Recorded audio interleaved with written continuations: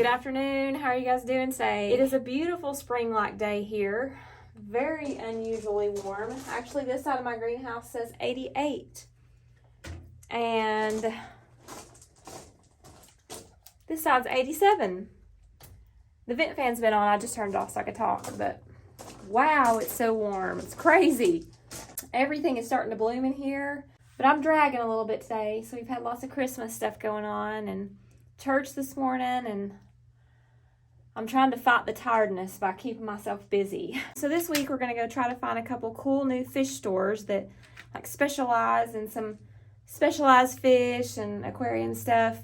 Seth is really wanting to go, so we're going to go look tomorrow and maybe Tuesday and try to get him started on his new tank. So that's one of the fun things we've got going on this week. And I am going to dehydrate some fruits that I've got. I want to hang some oranges maybe in here. I've got some for Christmas, and I'm going to go ahead and put them in the dehydrator when I go back to the house. And I thought about maybe hanging them in here. I thought they'd be really pretty, and maybe they'd smell good too. So, and I've got apples too, but I may make some apple butter out of that. I don't know. That's another thing I'm going to do as well. And I want to show you guys what I got blooming in here.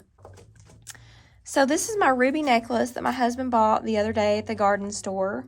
So it has these beautiful yellow blooms. Look at that. So pretty, especially since this little plant has ruby color, purple color, reddish purple color stems.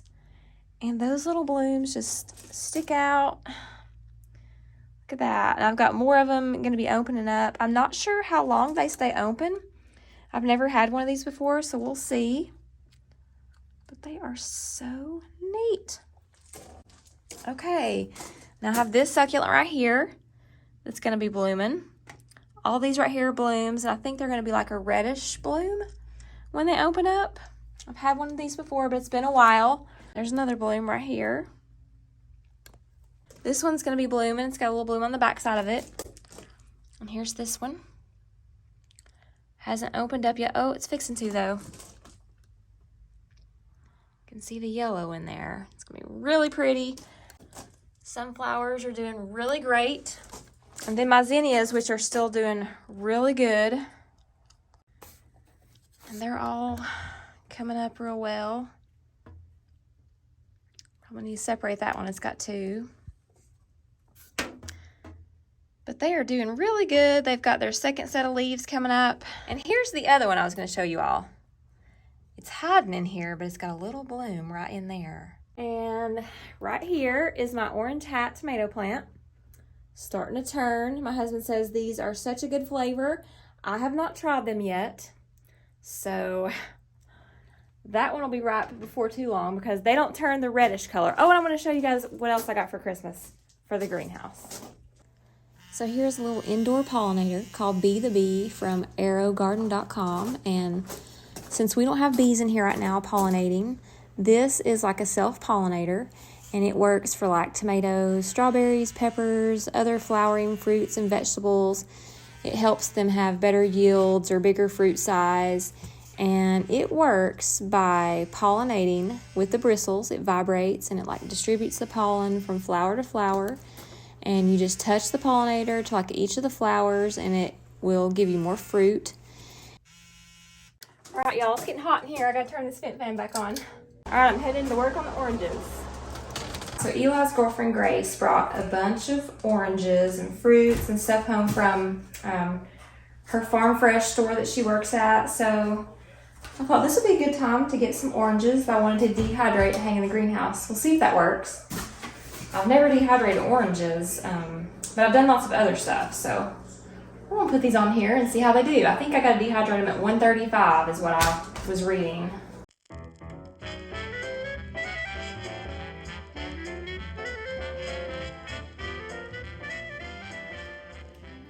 I got some more tomatoes too, so I think I'm gonna make some more powder because I can always use that for my stuff. And I've got lots of tomatoes in the freezer, so this will be good to go ahead and just make these into some powder while I've got them not frozen.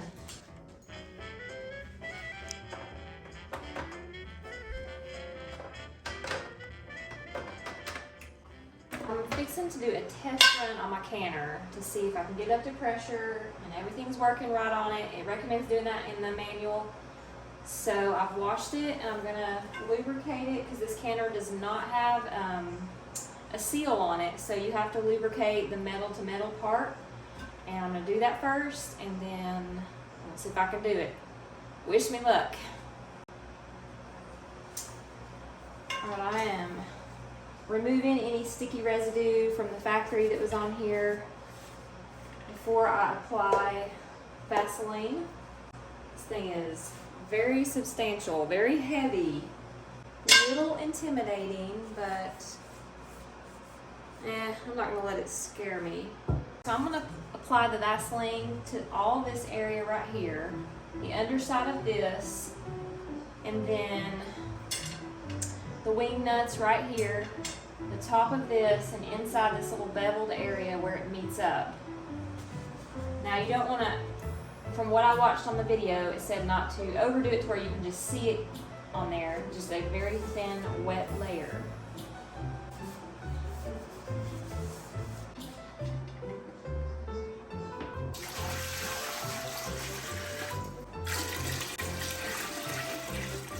I have a mark on my lid lifter and it's right there, 3 inches.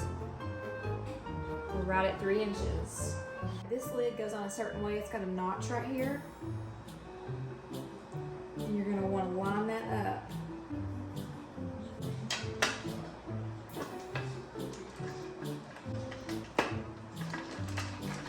I'm doing a test run with this cooker, this pressure canner. Wish me luck. Wish me luck. We don't all blow up. Huh? I was telling Eli, I said, wish me luck that we don't all blow up. I don't think we'll blow up, but it's not the plan anyways. Well, I mean, I can't give you any promises. This thing does look like it's from outer space. I can do it though. I can do it. Okay, now that it looks pretty even through this space right through here, I'm just gonna tighten all these down.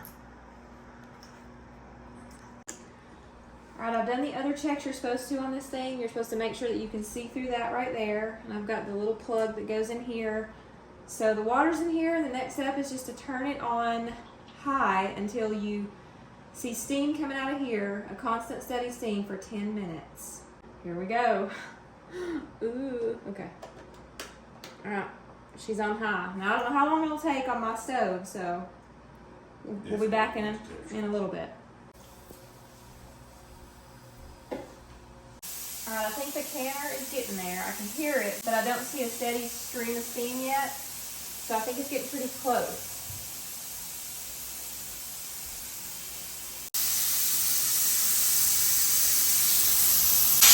We don't know what we're doing. That was steam. Okay, so maybe it's been ready for a while and we just didn't realize it. So then it's been going for a long time then. I probably should have done this like 45 minutes ago. I got it a little too hot. Just a little. We didn't blow up though. We're still here. Yeah, we're getting close. That was I misjudged the steam thing. And you did severely. We're getting You close. told me it was not steam. When I was in here, it wasn't. It was doing that same sound.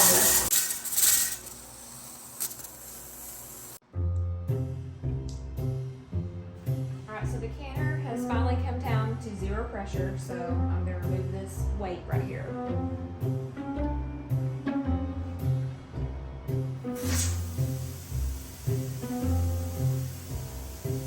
And in 2 minutes, I can take the lid off. 42 seconds. I don't hear it steaming out completely, so it should be. Give it out of it. Just first time, just in case. I don't want you to blow up. I'm worth a lot more. For a video. It's acceptable. Wait till the 2 minutes. I don't want you to burn yourself. These are not very dexterous. Well, that is what I got.